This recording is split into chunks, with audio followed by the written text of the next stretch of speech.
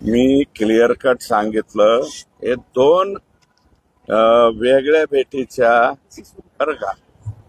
माननीय प्रदेशाध्यक्ष यांनी जे सांगितलेलं आहे ते प्रदेशाध्यक्षांच्या इथं मला स्वतःला त्यांनी जेवायला बोलवलं होतं. मी गेलतो. अचानकपणे त्यावेळेस धनंजय मुंडे साहेब तिथं आले आणि आमच्यात अर्धा तास चर्चा झाली. प्रदेशाध्यक्ष माझ्यापेक्षा खूप मोठे आहेत. त्यांच्याकडून सांगण्यामध्ये काही झालं असेल, परंतु त्यांनी आम्हाला हे मिटतंय का अशा प्रकारचं वाक्य वापरलं होतं. मी क्लिअर कट त्यावेळेस सांगितलं बाकीच्या बाबतीत, आणि तेही बोलताना तेच बोललेत, तुम्ही नीट ऐका, मनभेद नाहीत मतभेद आहे. मतभेद आहेतच ना, आणि या प्रकरणाच्या बाबतीत मी माझी माघार घेणार नाही हे त्यांना मी त्या बैठकीमध्ये क्लिअर सांगितलं. ही बाब जी आहे ती 15-20 दिवसापूर्वीची आहे. आणि मी जे परवा भेटायला गेलो त्यांना, हे बघा, एखाद्या माणसाला रात्रीच्याला कुठेतरी म्हणजे हॉस्पिटलमध्ये ऍडमिट केलंय आणि पुन्हा माघारी आणलंय म्हणल्याच्या नंतर आपली संस्कृती आहे, त्या संस्कृतीप्रमाणे मी त्यांना भेटायला भेटलो. याच्या व्यतिरिक्त आमच्यामध्ये कुठलीही चर्चा नाही. आणि तिथून परत आल्याच्या नंतर म्हणजे परवा रात्री भेटलो. काल मी आणखी एक काम केलंय की जे 73 कोटी रुपयाचा घोटाळा, बोगस बिलं काढली, त्याचं पत्र मला अजितदादा म्हणले होते की याचं पत्र द्या, तर ते पत्र मी कालपर्यंत दिलं नव्हतं. काल दुपारी ते 3 वाजता त्यांच्या हातात पत्र पडलं. मी नव्हतो गेलो. माझा एक सहकारी मी दादांकडे पाठवला तर ते दिलं. आणि काल मी स्वतः कृषी कार्यालयात गेलो होतो. कृषी आयुक्त, साखर आयुक्ताच्या कार्यालयात रफिक नाईकवाडी म्हणून तिथं हे आहे, त्यांच्याकडून कृषी विभागामध्ये जो घोटाळा झालेला आहे त्याचं 4,500 पानाचा कागदपत्र मी काल घेतली. मग जर आमच्यात वेगळं काय असतं तर मी कशाला कागदपत्र घेतली असती. आणि माझं म्हणणं असं आहे की बाबा ह्याच्यामध्ये कुठेही गैरसमज हे करू नका. आज सकाळपासून सुद्धा 2दा-3दा धनंजय देशमुख, त्यांचे मेहुणे यांच्याशी मी बोललोय. आणि आता मला असं कळालं की धनंजयनी सुद्धा प्रतिक्रिया दिलेली. भेट जरी झाली तरी लढ्याच्या बाबतीमध्ये मी 100% संतोष देशमुख यांच्या बरोबरच आहे, आज राहील आणि या लोकांना फाशी जाईपर्यंत सुद्धा राहील. काय अजिबात नाही. मनोज दादा आमचं दैवत आहे. काही गडबडीत काही बोलले असतील, मी त्यांच्याशी सुद्धा बोलून घेईल बरं का. आता धनंजय मुंडे साहेब काय बोलतात ते त्यांना माहिती बरं का.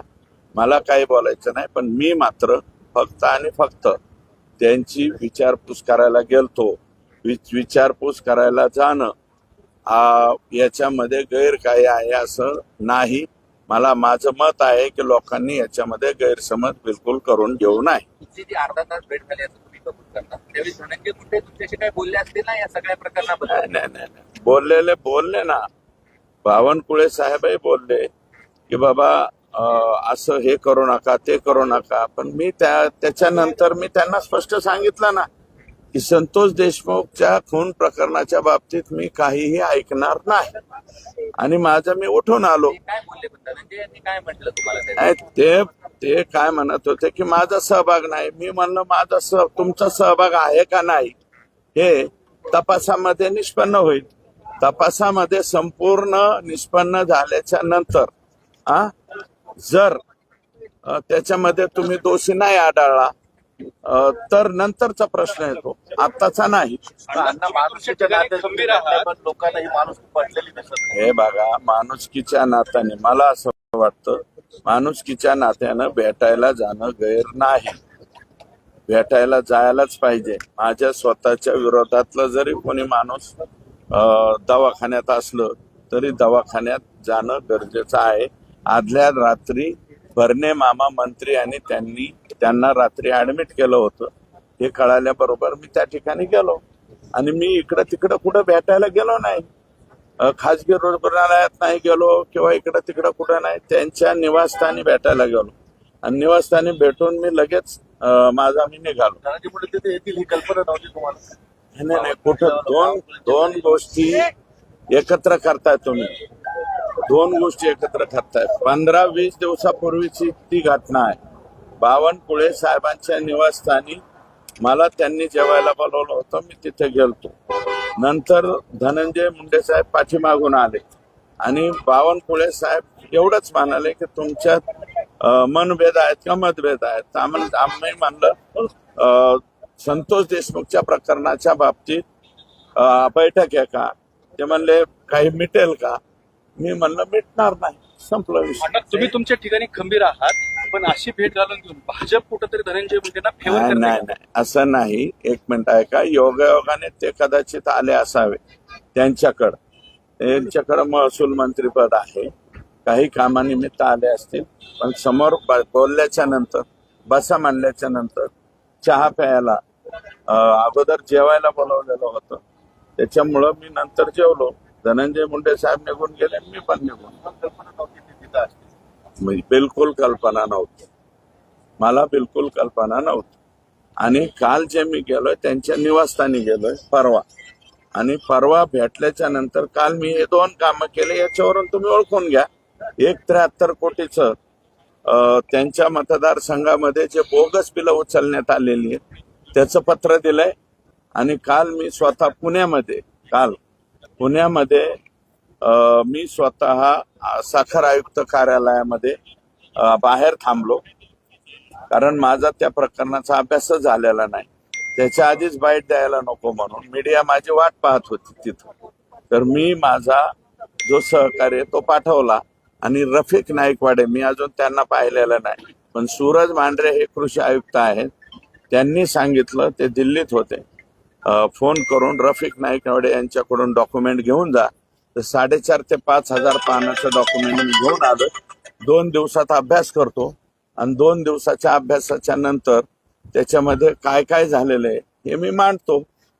आणि तेही कोणाच्या विरोधात मांडणार आहे, तर ते धनंजय मुंडेच्याच विरोधात मांडणार आहे.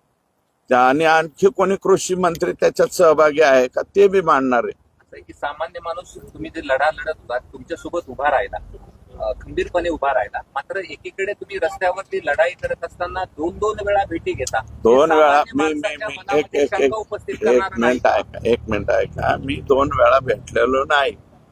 तर मला प्रदेशाध्यक्षांनी बोलवलं होतं, मी तिथं गेलो. ते अचानक तिथं आलते, त्यांचं काहीतरी काम असेल. आल्याच्या नंतर समोरासमोर बसा म्हणले, बसलो. ह्याच्यात काय मिटणार आहे का. मी स्पष्टपणे माझ्या प्रदेशाध्यक्षांना सांगितलं हे मिटणार नाही.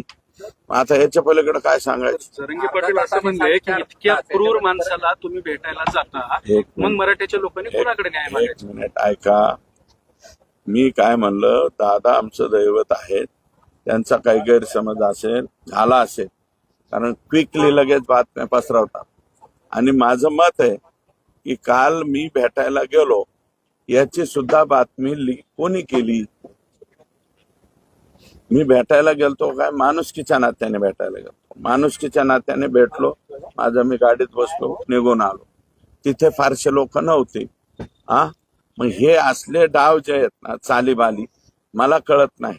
पण मी माझ्या कामावरती, माझ्या कर्मावरती ठाम आहे. मी काल तिथून निघाल्याच्या नंतर, आणि ते तुम्ही वाटल्यास अजितदादांना सुद्धा विचारा, त्यांना पत्र पोहोचलं का नाही. त्याच्यानंतर मीडियाचेच तुमचे प्रतिनिधी, काल मी डॉक्युमेंट घेऊन, मला वाटतं एका टीव्हीला बातमी सुद्धा आली की माझ्याकडे सुपूर्द झाले म्हणून. मी माझं लेखी पत्र दिलेलं आहे.